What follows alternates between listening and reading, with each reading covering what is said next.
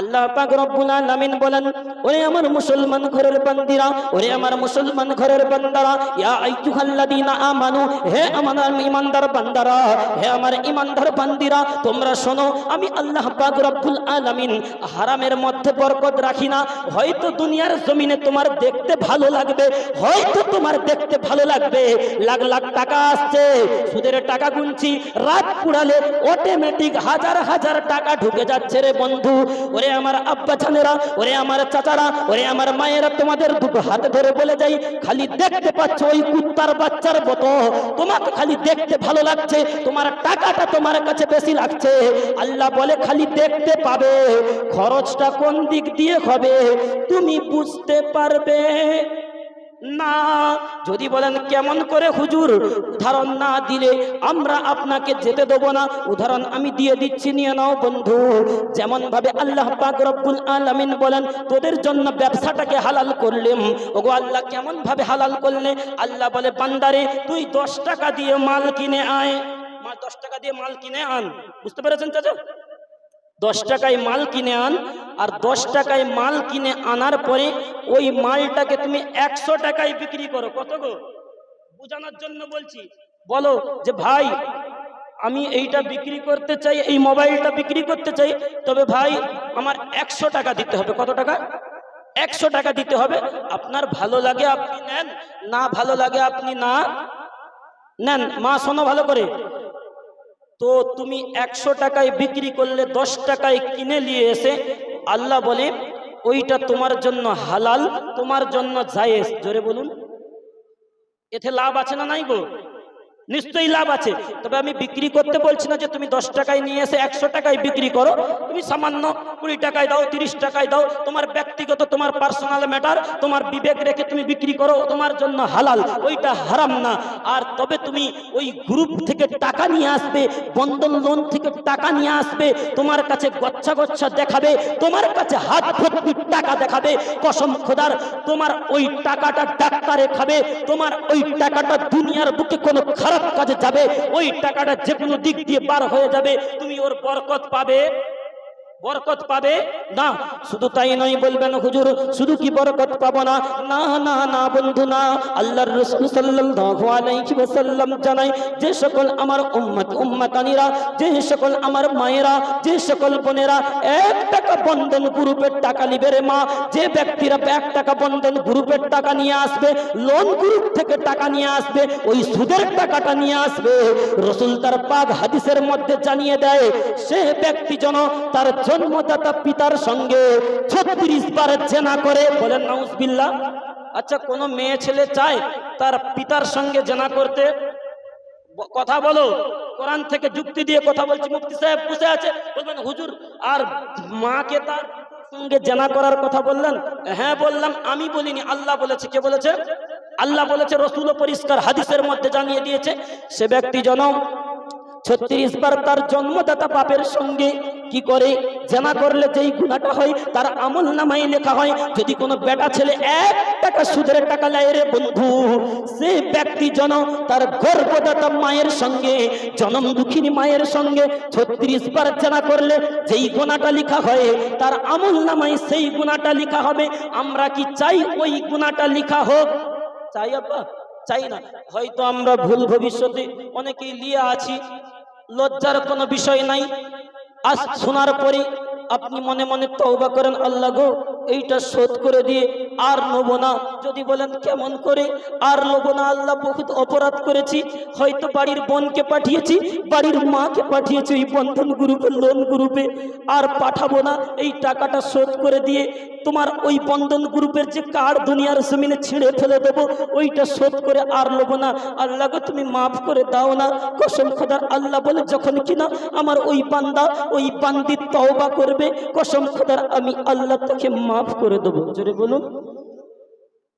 যেইটা বললাম 36 বার জেনার কথা, ওইটা হচ্ছে ছোট গুনাহ। কি বললাম?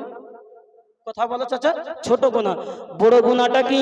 আল্লাহ পাক রব্বুল আলামিন বলেন, নবী পাক সাল্লাল্লাহু আলাইহি ওয়াসাল্লাম বলে দেয়, বড় গুনাহটা হচ্ছে এইটা যে আল্লাহ পাক রব্বুল আলামিন আর তার হাবিব তাদের সঙ্গে যুদ্ধের মোকাবেলা করলে, যুদ্ধের ঘোষণা দিলে যেই গুনাহটা হয় আল্লাহর সঙ্গে যুদ্ধ করার মতো যদি তুমি তৈয়ারি হও, ওই রকম ভাবে তৈয়ারি হলে আল্লাহর সঙ্গে যেই গুনাহটা হয় ওই গুনাহটা তোমার আমলনামায় লেখা হবে। কত কঠিন হুঙ্কার!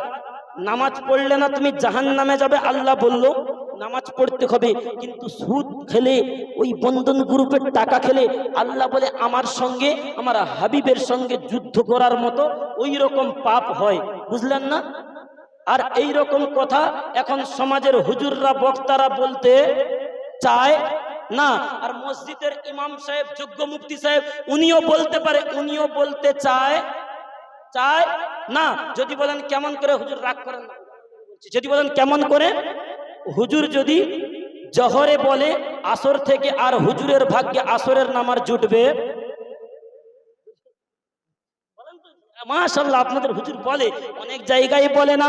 যদি ইমাম বলে দেয় আসর থেকে ইমামের আজ চাকরি থাকে না, আর আমি হুজুর আপনাদের গ্রামে 2 ঘন্টা 2.5 ঘন্টার লেগে এসেছি, আমার চাকরির ভয় থাকলো না? বলার কথা বলে দিলাম, কারণ কিয়ামতের দিন হাসরের ময়দানে আল্লাহ পাক রব্বুল আলামিন কিছু আলেমকে, কিছু বক্তাকে, তাদের জিহ্বাটাকে টেনে কি করবে? আল্লাহ ওই জাহান্নামের মধ্যে ঝুলিয়ে দেবে, জাহান্নামে ঝুলিয়ে দেবে। আপনাদের মতো শ্রোতা ওই সময় প্রশ্ন করবে, ওগো খোদা রব্বানা, যে হুজুরটা আমার গ্রামে এসে জলসা করে গেল, ওই হুজুরটাকে তুমি ওই রকম ঝুলিয়ে রেখেছো, ব্যাপারটা কি? ওই সময় আল্লাহ বলে, তোমার হুজুর ওয়াজ করেছিল আকাশের উপরে। বলে না, শুরুতে বলেছিলাম না, তোমার হুজুর ওয়াজ করেছিল আকাশের উপরের ওয়াজ, যেই ওয়াজের জন্য মানুষ খুশিতে বাগবাগ। হুজুর কি খাবে? খাসি না মুরগি? মুরগি খাবে না গরু খাবে? হুজুরের জন্য এরকম খিদমত ছিল। তোমার হুজুর ওয়াজ করেছিল মাটির তলার ওয়াজ, যেই ওয়াজে মানুষ কেঁদে পাগলা হয়ে গেছিল।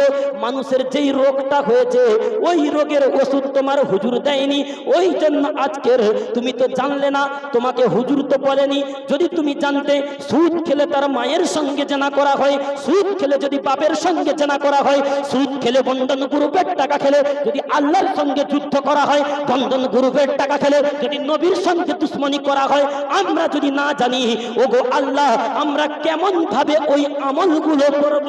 ওই দিনকার আমি আল্লাহর কাছে বলতে পারবো, ওগো আল্লাহ, তোমার ধসপাড়ার মানুষের কাছে, সাগর দ্বীপের মানুষের কাছে, ধসপাড়াবাসীর কাছে আল্লাহ চিল্লে রাত 12টার সময়, রাত্রি 11টার সময় বলে এসেছিলাম, ওরে মা, 2টো হাত ধরে বলে যাই, ওরে আব্বা, তোদের 2টো হাত ধরে বলে যাই, সুদের টাকা তোরা দিস না, বন্ধন গ্রুপের টাকা দিস না। ওগো আল্লাহ, তারপরে মালেরা নিয়েছিল, আমি কিছু জানি না।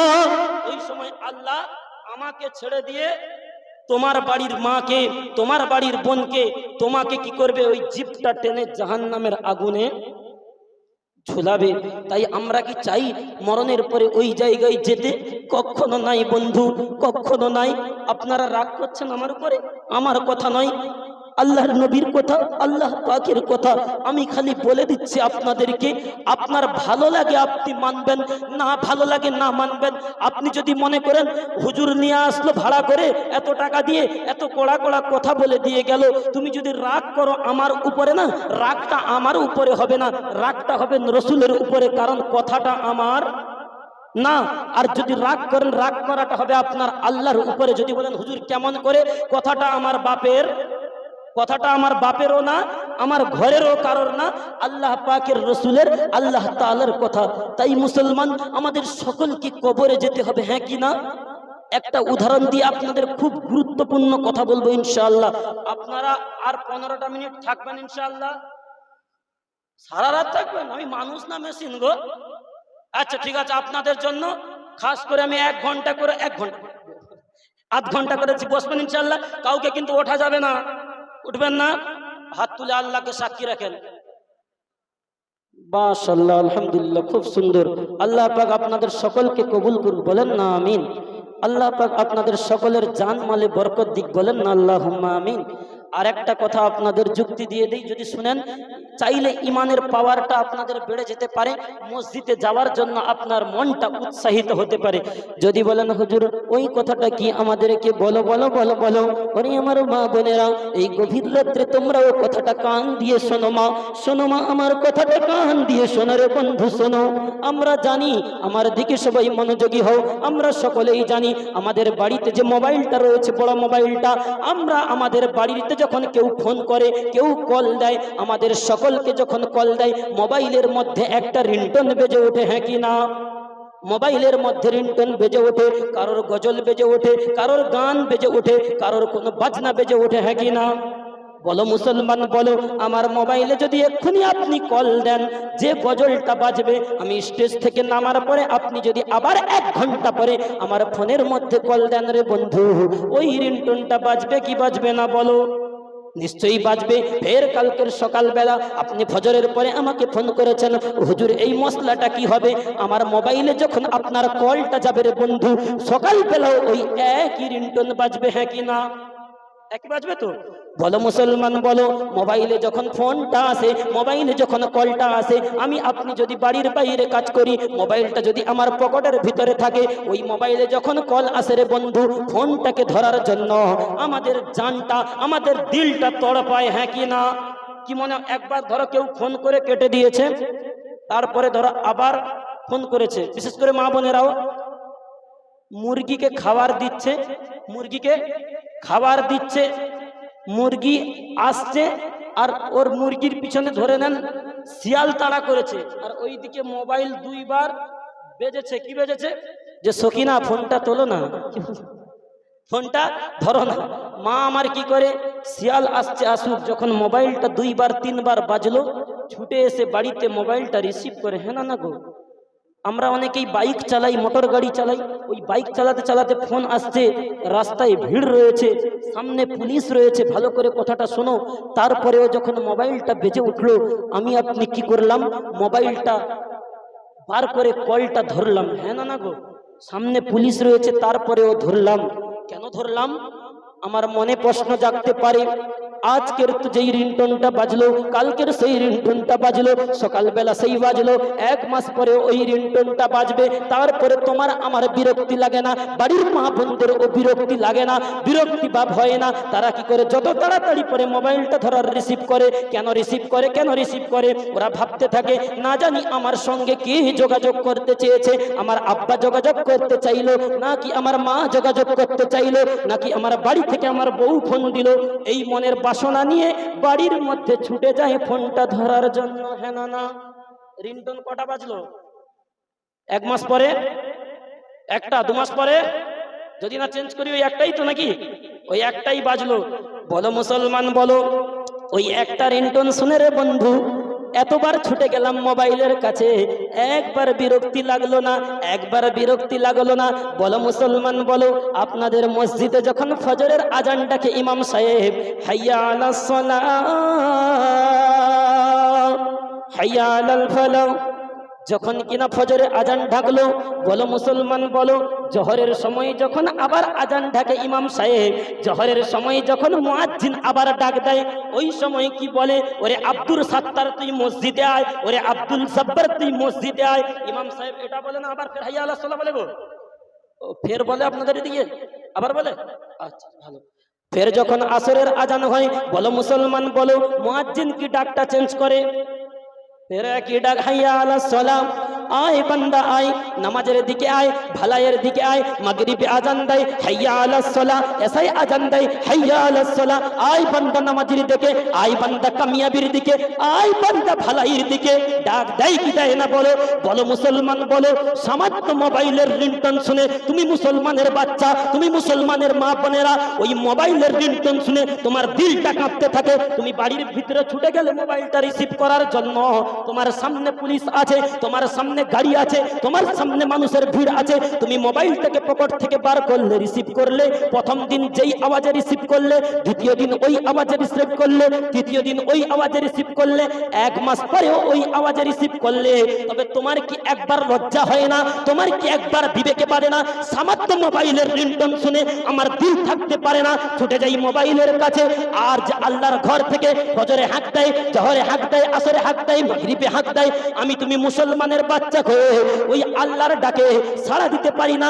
মা বোনেরাও হয়ে আল্লাহর ডাকে সাড়া দিয়ে বাড়ির মধ্যে নামাজের মুসাল্লাই বুঝতে পারলাম না, আল্লাহর কাছে সিজদা দিতে পারলাম না। বলো মুসলমান, বলো তুমি আমি মোবাইলের কথাকে বেশি গুরুত্ব দিলাম, আযানকে গুরুত্ব দিলাম না? যদি বলেন কেমন করে, যদি বলেন হুজুর এত বড় কথা, আমি যুক্তিটা দিলাম, আপনি বিবেক দিয়ে একবার চোখটা বন্ধ করে ভাবুন যে সত্যি তো মোবাইল ফোন আসলে আমি ধরতে যাচ্ছি, প্রতিদিন একই রিংটোন বাজছে, একই রিংটোন বাজছে, মসজিদ থেকে আল্লাহ ডাক দিচ্ছে, বান্দা আয়, বান্দা আয়, বান্দিরে নামাজের পাঠিয়ে যা, কারণ মরণের পরে অন্ধকার কবরে, তোর কবরে আমি আল্লাহ নামাজের হিসাবটা দেবো। তাই ওগো আমার ঘাসপাড়ার মানুষেরা, ঘাসপাড়ার মা বোনেরা, এইখান থেকে বসে ওয়াদা করেন যে ইনশাআল্লাহ হুজুর আপনার কাছে ওয়াদা দিলাম, কথা দিলাম, আমার মুফতি সাহেব হুজুরও বসে আছে, ওনার সামনে ওয়াদা রাখলাম, ইনশাআল্লাহ যখন সময়টা পাবো কিংবা যখন আমার টাইমটা হবে, আমি ফ্রি থাকলেও আমি কি করব, মসজিদে গিয়ে নামাজটা আদায় করবো ইনশাআল্লাহ। চেষ্টা রাখবো। হয়তো আপনার কোনোদিন ফজরে ঘুম ভাঙলো না, আপনি যেতে পারলেন না, জোহরে গিয়ে নামাজ পড়েন, ফজরের কাজা নামাজটা আপনি পড়ে নেন, আপনাকে যুক্তি দিয়ে যাচ্ছি, আসরে আপনি কোনো কাজের ক্ষেত্রে কিংবা কোনো ব্যবসায় চলে গেছেন, ওই জায়গায় আপনার পড়া সম্ভব হয় না রে বন্ধু। তুমি কি করবে, মাগরিবের নামাজের পরে যখন তোমার সময়টা হবে, এশার নামাজের পরে যখন তোমার সময়টা হবে, তুমি কাজা নামাজটা তুলে নাও। আল্লাহ বলে যখন ওই রকম তুমি কি করবে, 1 ওয়াক্ত পড়লে, 2 ওয়াক্ত ছেড়ে দিলে, 1 ওয়াক্ত পড়লে 1 ওয়াক্ত ছেড়ে দিলে, যখন তোমার মনে ইচ্ছা থাকবে রে বন্ধু, একবার ওই রকম পড়তে পড়তে একটা সময় এমন আসবে, তোমার অন্তরটা আল্লাহ পাকের রহমতে, আল্লাহ পাক বলে আমি হেদায়েতটা ঢেলে দিয়ে তোমার প্রতি রহমতটা বর্ষিত করে দিয়ে একটা সময় এমন আসবে, অটোমেটিক তুমি মসজিদে হাজির হয়ে যাবে। কথাটা ভুল বললাম? আস্তে আস্তে অভ্যাস হবে না? আমি তো ধরে পড়ে পড়ছি না যে ফজর থেকে যেতে হবে, ইমাম সাহেবকে বলে দিয়ে যাব, ইট মারবে, এরকম তো বলিনি আমি।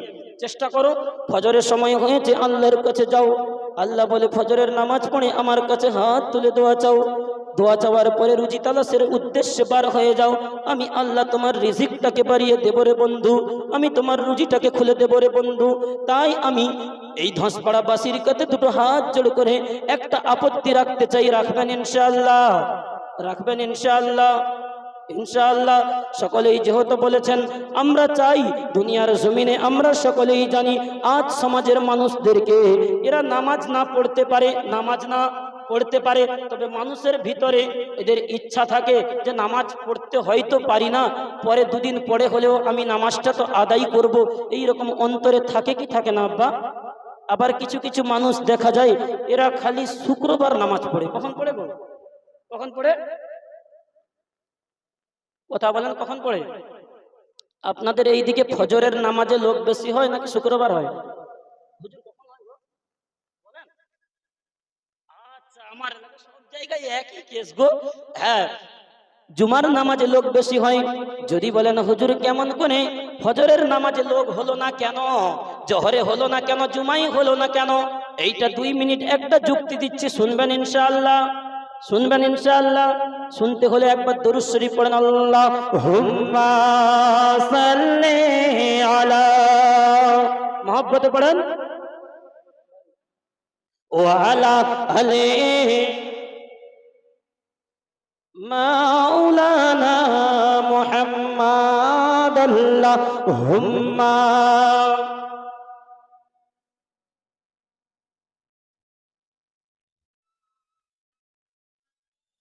ওয়া আলা আলি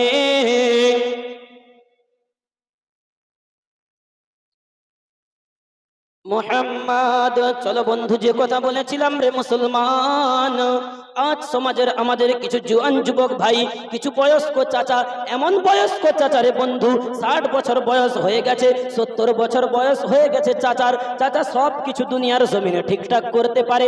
চাচা কি করে? মাঠের মধ্যে জমিতে ধান লাগায়, ঠিক আছে, বাড়িতে গরু চড়ায়, চাচা ঠিক আছে, সমস্ত কিছু ঠিক আছে। চাচা যখন মসজিদে যায়, চাচা চেয়ার খোঁজে।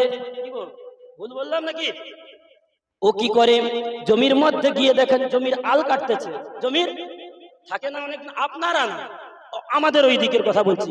ও আপনার এখানেও আছে? আচ্ছা আচ্ছা, ঠিক আছে, তাহলে বলি নাকি। ও জমির আল কাটতে পারে, ধেপে ধেপে কি করে ও 1 ঘন্টা জমির বাদ করতে পারে, জমির আল কাটতে পারে। ও মসজিদে গিয়ে ইমামের পিছনে 2 রাকাত নামাজ আদায় করতে পারে না, 4 রাকাত নামাজ আদায় করতে পারে না। ওর মনের বিশ্বাস যে সপ্তাহে সপ্তাহে একবার পড়বো, মরণের পরে জান্নাতে ঢুকে, বলো জান্নাতে ঢুকে যাব। বলো মুসলমান, বলো, আপনাদের কাছে বিচারটা দিলাম। ওগো ধাসপাড়াবাসী, বলো বলো বলো, কোন ব্যক্তি কি জুমার নামাজের জোরে জান্নাতে যেতে পারবে? আপনারা বলেছেন, আমি বলিনি কিন্তু। জুম্মার নামাজে জান্নাতে যেতে পারবে যদি আল্লাহ তার প্রতি রহম করে, সেটা তো আলাদা বিষয়। তো আল্লাহ তো রহম করবে তার প্রতি যে আল্লাহর হুকুম 5 ওয়াক্ত নামাজ পড়বে তার প্রতি, নাকি গো? না যে জমির আল কাটবে তার প্রতি, না যে মদ খাবে তার প্রতি, যে প্রকৃতপক্ষে পাঞ্জেগানা নামাজি হবে, রহমতটা তো তার প্রতি করবে, নাকি গো? তো আজ সমাজে আমাদের কিছু কিছু মনে মানুষের আকীদা, এমনকি কিছু কিছু মা বোনদের মনের ও আকীদা, এদের মনের বিশ্বাস নামাজটা খালি আমরা শুক্রবার পড়বো, অন্য দিন পড়বো না। এই চাচারাও মনে মনে ভাবে শুক্রবার করে পড়বো, অন্য দিন পড়বো না। গ্রামের যুবক ভাইয়েরাও মনে মনে ভাবে শুক্রবার নামাজ পড়বো, অন্য দিন পড়বো না। বলো মুসলমান, বলো, আপনাদের কাছে বিচারটা দিলাম, আপনাদের কাছে যুক্তিটা আমি জানতে চাইলাম। শুধু জুমার নামাজে জান্নাতে যাওয়া যাবে না, আপনারা আমাকে বললেন হুজুর যাওয়া যাবে না। আপনাদের মতে আমিও একমত, যাওয়া যাবে